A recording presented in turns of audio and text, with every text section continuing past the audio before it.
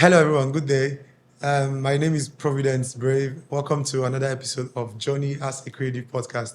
And today, I'm really going to be talking about how it all started, how I started my business and my job as a creative designer or as a graphic designer, as it were.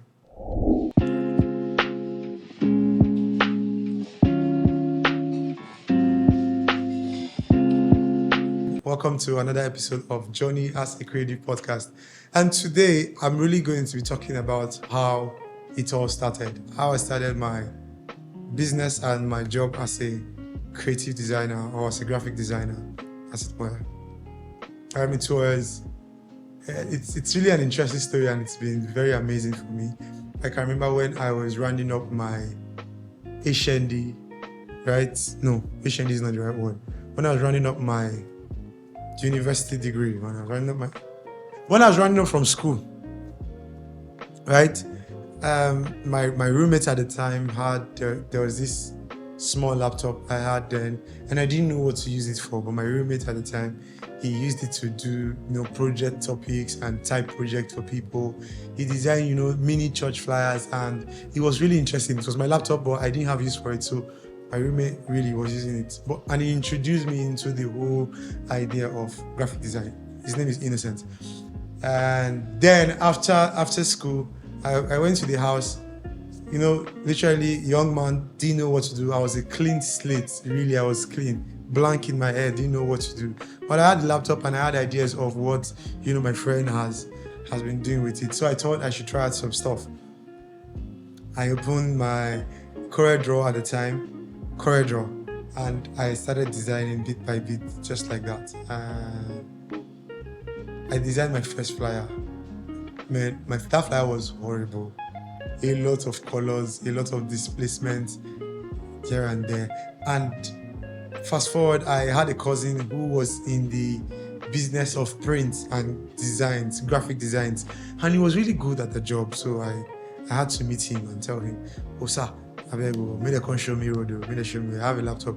And one thing that my cousin did for me that was really helpful, he didn't have to, do the whole sit me down and teach me. He just took me to his house and said, "Give me your flash drive." I gave him my flash drive then, and he stuck it in his laptop. And he sent me a folder of his designs that he had done. And he told me, "Go home and mimic this. Create exactly what you see." And me, being the, very pushy young man, I went home. I started, designing bit by bit. So that was how I got started in my journey in the whole design thing. I started designing exactly as my cousin designs, right? I designed like that for a while, and I sent it to him. I got a few jobs. I told my parents I do this stuff, and I think they connected to 1-2 of their friends, and they gave me very few design jobs. The first client I landed, Jesus, that woman finished me. I got pissed off to the point where I told her, "Ma, I'm not doing it again. I'm bringing back your money. I'm giving you back your money." And it was all rough here, and there was part of that. I think that was really how I got into the whole printing business. And you can design and print from start to finish, right? So I got that job, and it was messy, but eventually, I did the job. And I really wanted to grow in the whole design thing. And that was far back 2016, early 2016. But at the middle of 2016, about this time in 2016, July, I met somebody and it changed my whole life.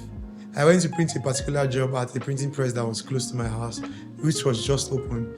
I did a magazine for a friend. I was not structured, I was just, I know how to design, give me small money, I do it for you, I print for you and all that. My cousin was helping me out with the whole print process like that. But then I met somebody July 2016, and it changed my life, changed how I do business, changed how I do everything. He met me as a young man, and he was really interested in me. His name is Victor Igalibo. He was really interested in me, and he said he likes what I'm doing, and he wants me to do it well and do it better. Young man, I thought he was one of those people that they want to take advantage because they see that I am, skillful and creative and talented. So I didn't pay a lot of attention to him. But as I continue going there to print, he was always like, I like your job. Your job it's nice. I like your designs. He was giving me thumbs up on most of the job I was doing. Then he gave me a particular design to do for him. And I did it for him. And in the whole process, he noticed that there was no system, there was no structure in how I was running my business. And he called me and we talked. And soon enough, we became friends. And he started directing me and guiding me on what to do. So I actually drew my first ever business plan July 2016. And guess what my startup capital was? 8,500 naira. When I wanted to start a professional business in a sense, he told me, you have to register the name of your business. You have to do it well, like you are running a full-blown business. And you can start now. You don't have to wait for later, right? And he started giving me those things, and I saw light in it because I was playing a clean slate. I saw light in it, and I drew the business plan. He guided me in drawing the business plan. We drew the business plan together. Actually, he showed me what to do. And when we got to the part of marketing where I have to market my services and what I do to people, we got to a point whereby we did a startup capital cost, and it was 8,500. And at the time, I didn't have chingbang. Like, I've been doing business and eating all the money because there was no structure in my head. So 8,500 was not a big deal. And he said there are 3 ways to actually get this money. Family, friends, not family and friends, so family 1, friends 2, or you get a loan from the bank. And in my mind, I'm like, how will I get a loan from the bank? Like, it's 8,500. Who goes to the bank and collect a loan of 8,500? But I said I should meet my family. If my family cannot help me, I should meet my friends. He talked about my savings, but guy, I didn't have savings. There was no savings anywhere. So how do you go to your savings for a startup capital such as that? But he said I should go and look for the money. And that's the money to start up my business professionally. I needed to print flyers and business cards and do some logistics run around. That was what amounted to that money. I went to my family, I told my family, and I got assisted by my dad with 5K. And with 5K, I could start. That's like over 50% of the money. So I did some of the prints, basically the flyer prints at the time.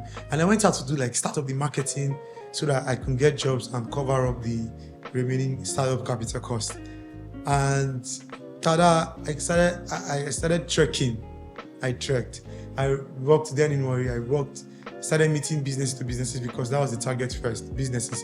And my friend Victory Gallagher taught me how to spot opportunities. Like, it was a whole, he's my mentor. It was like a whole lot of training for me, side training. After he had given me the tips of, okay, this is what to do, this is what to do. He said, Brave, come, let's go out. I want to show you something. And we went out. So he said, Brave, come, I want to show you something. And he took me out and he said, when next you're going for marketing, this is how to spot opportunities of your kind of job.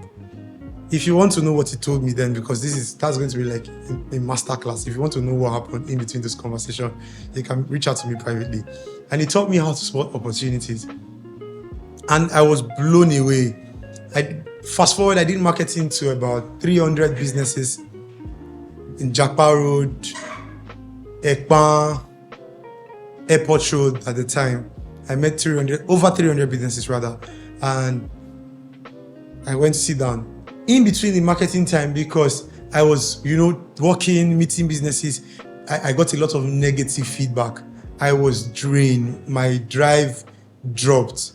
I literally walked up to the office one day and I was crying. I said, I'm not doing this thing again. And he laughed. He was like, oh, Brave has gotten to that point where he needs some form of, what's the word? Comfort.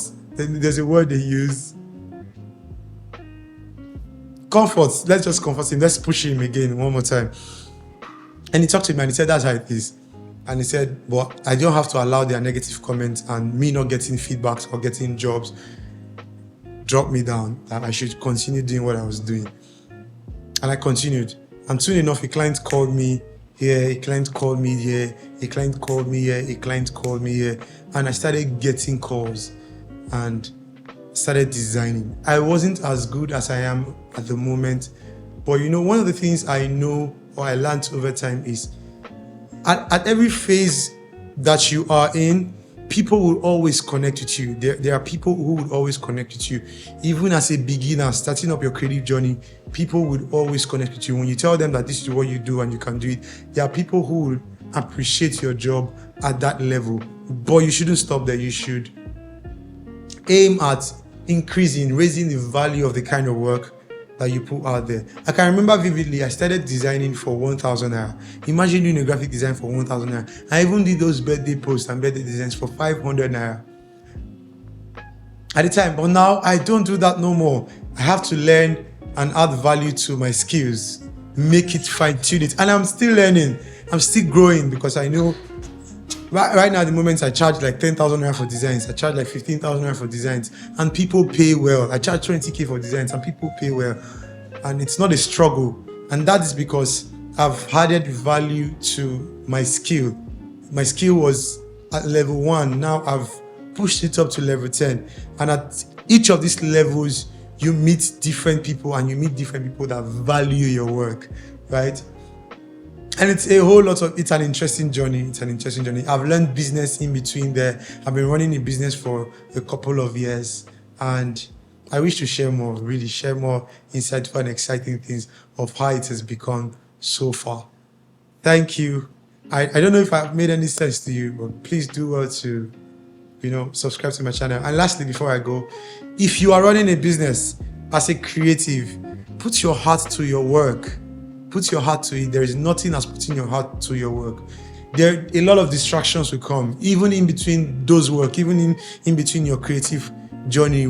Some learning are distractions. Some things that will come as learning. There will be distractions. You have to know what you need later and what you need now. If what you need later is coming to you now, many times it is a distraction. Focus on what you are supposed to be doing in the moment right now. So this is all I can do. Thank you, and God bless you. Cheers. It's Brave the Brand Guy. Thank you.